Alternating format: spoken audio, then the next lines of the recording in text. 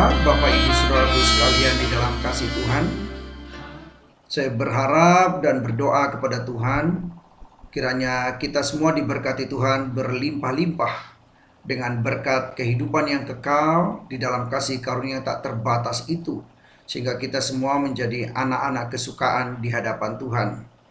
Pada hari ini kita akan membaca firman Tuhan yang terambil dari kitab Filipi pada pasal yang ketiga ayat 17 sampai 21 dan pasal 4 ayat yang pertama.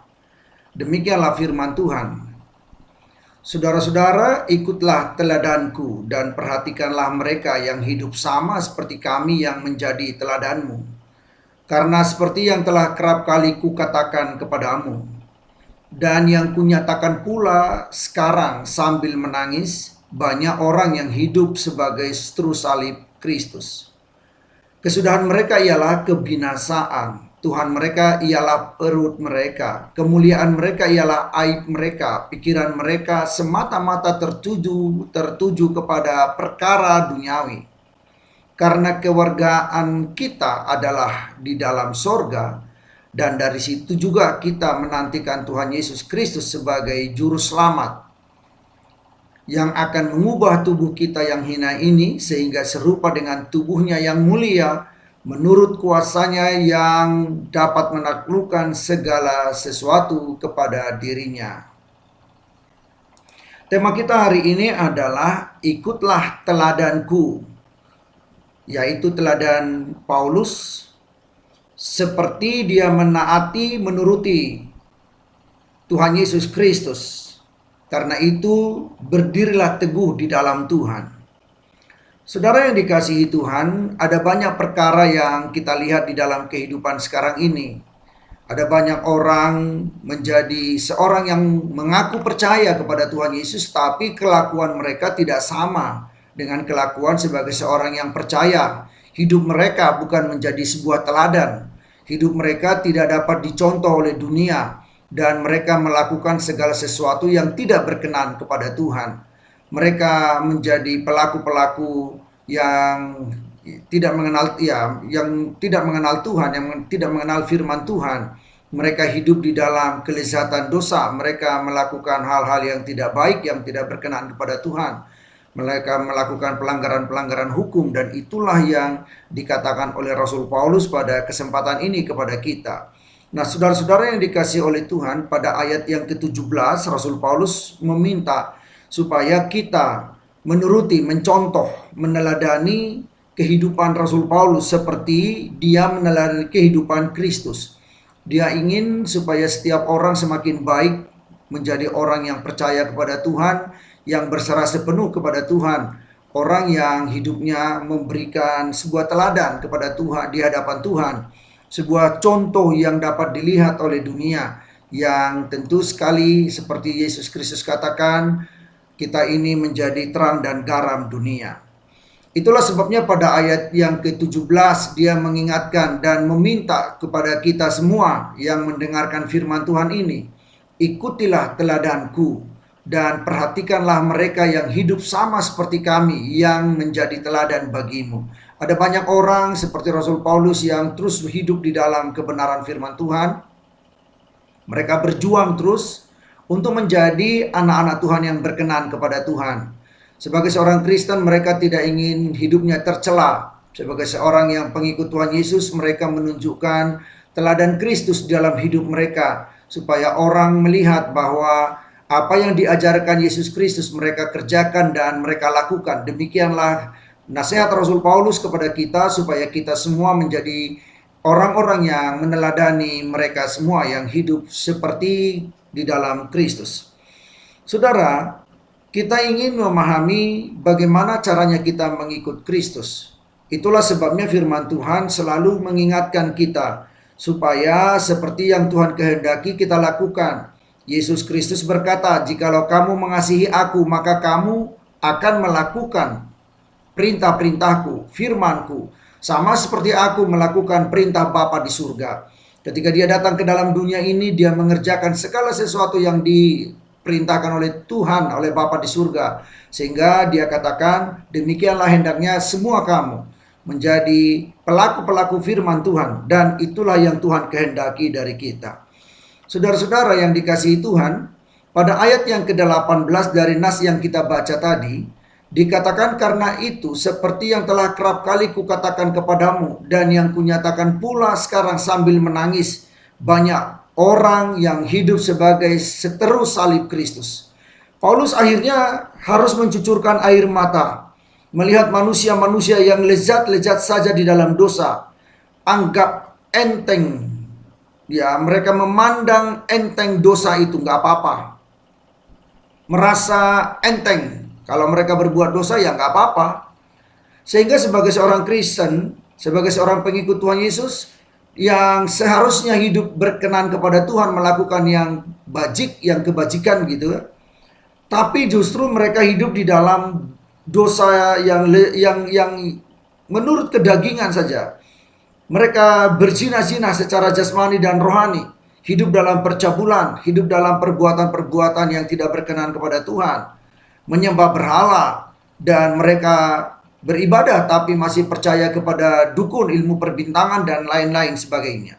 Ini semua menunjukkan bahwa hidup yang seteru dengan salib Kristus, inilah yang merusak arti kematian Kristus di salib, mengganggu, merusak, dan membuat banyak orang mencibir dan dikatakan tidak menjadi teladan. Itulah sebabnya pada ayat yang ke-19 dikatakan kesudahan mereka adalah kebinasaan. Di dalam terjemahan lain dikatakan kebinasaan itu adalah kehancuran, kerusakan yang hebat.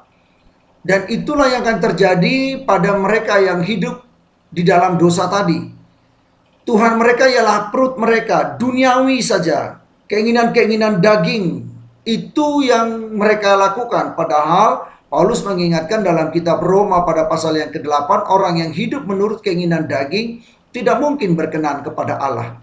Tetapi orang yang hidup menurut roh, itulah yang berkenan kepada Allah.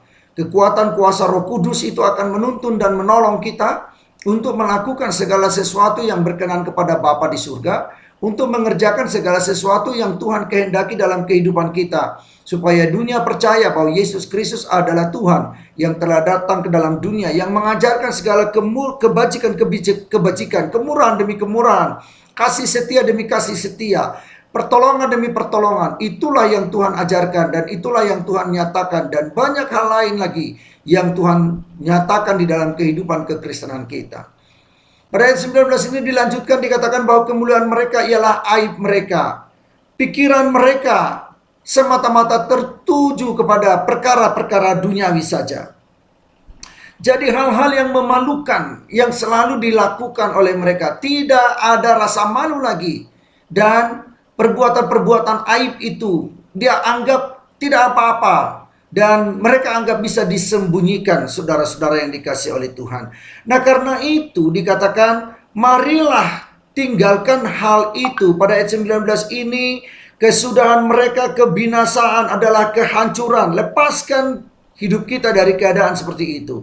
Tuhan mereka adalah perut mereka. Keinginan-keinginan tubuh saja yang dimaksudkan di sini.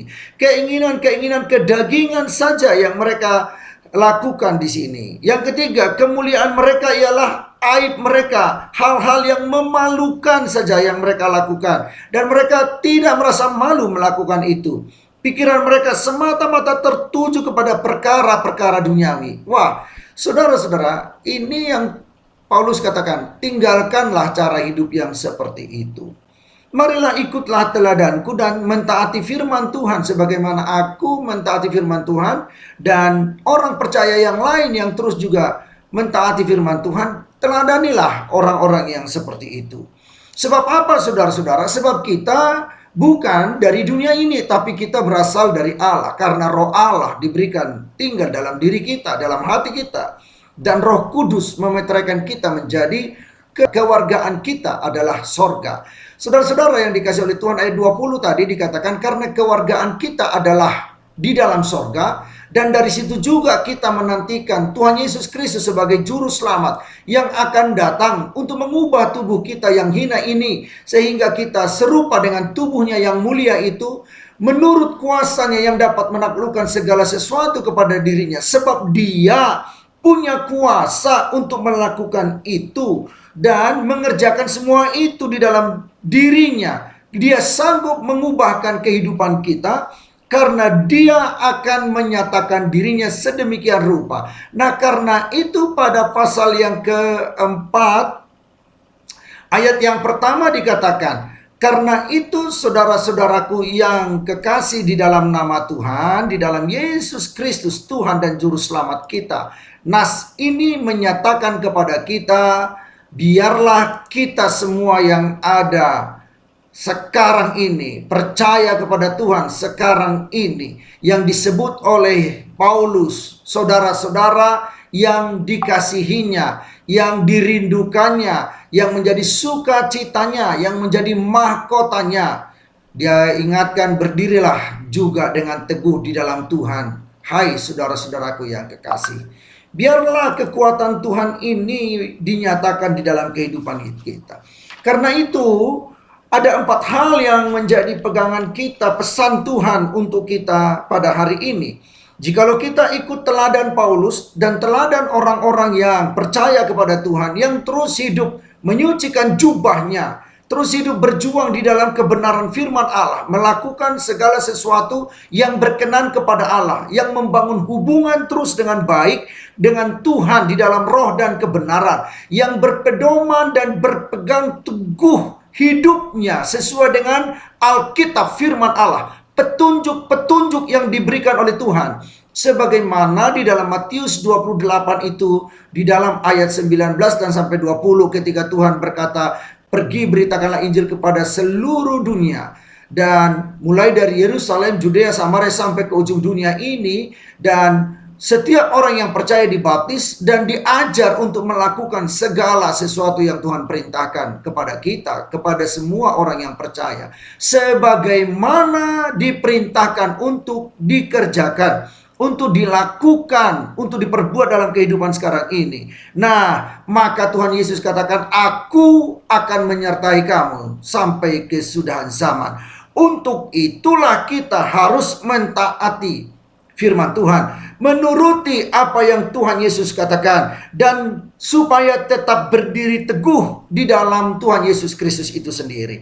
Nah, maka yang pertama, janganlah ada yang goyah dalam kehidupan sekarang. Mari kita teguh, tetap lakukan firman Tuhan, baca terus Alkitab, kita terus berpedoman kepada firman Tuhan, sesuai dengan apa yang Tuhan nyatakan di Alkitab. Mari terus belajar dari firman Allah. Karena itu jadilah kita pelaku-pelaku firman Tuhan. Sekali lagi, jangan goyah. Tetaplah kita menjadi pelaku-pelaku firman Tuhan. Yang kedua, Paulus jadi pelayan Injil, pemberita firman Tuhan. Maka jadilah juga kita menjadi pelayan Injil, pemberita firman Tuhan Yesus Kristus. Beritakanlah Injil kepada segala makhluk. Markus 16 itu, saudaraku, ayat 16. Pergilah untuk memberitakan Injil kepada segala makhluk. Siapa yang percaya dan dibaptis akan diselamatkan, tapi siapa yang tidak percaya akan dihukum. Saudara-saudara yang dikasihi oleh Tuhan, jikalau kita pergi memberitakan Injil, maka Roh Kudus akan menyertai kita, memimpin kita. Dan ingat, akan banyak orang bertobat, terima Yesus sebagai Tuhan dan Juru Selamatnya. Itu artinya kita sedang bekerja untuk mengosongkan neraka dan membuat sorga penuh. Ada banyak orang tidak tahu jalan menuju ke sorga, sebab Alkitab berkata, akulah jalan kebenaran dan hidup, seorang pun tidak sampai kepada Bapa kecuali melalui aku. Artinya hanya Yesuslah jalan kebenaran dan hidup. Tidak ada seorang pun yang bisa masuk ke dalam sorga kecuali melalui Yesus Kristus. Karena itu Yesus katakan, aku datang dari sana dan aku tahu jalan ke sana. Aku pergi ke sana dan akan datang kembali untuk menjemput kamu, untuk membawa kita semua masuk ke dalam kerajaan sorga. Itu sebabnya dia tambahkan lagi dengan sebuah pernyataan yang hebat bagi kita, yaitu di rumah Bapakku banyak tempat tinggal. Jikalau demikian, maka aku menyatakannya kepadamu. Itu yang dikatakan dia kepada kita semua. Karena itu percaya kepada Tuhan, tetap teguh, dan kita ikuti jalan dan petunjuk-petunjuk yang Tuhan berikan kepada kita.